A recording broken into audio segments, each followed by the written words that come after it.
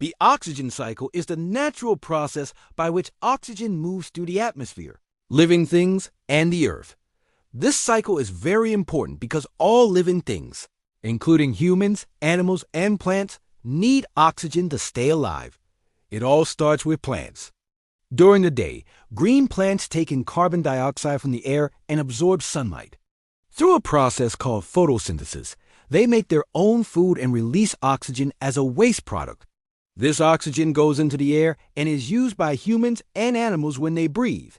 When we breathe in, we take oxygen into our bodies. Our cells use this oxygen to make energy from the food we eat.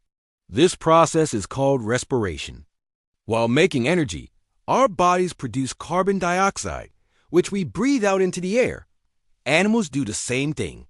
The carbon dioxide that people and animals release is again used by plants during photosynthesis. So oxygen and carbon dioxide are constantly exchanged between plants and animals. This keeps the amount of oxygen in the air balanced. Oxygen is also found in water. Fish and other water animals use the oxygen that is dissolved in water. Even tiny water plants and algae take part in the oxygen cycle by doing photosynthesis underwater and adding oxygen to lakes, rivers, and oceans. When plants and animals die, tiny living things called decomposers break down their bodies. This process also uses oxygen and releases carbon dioxide. So, decomposition is another part of the oxygen cycle.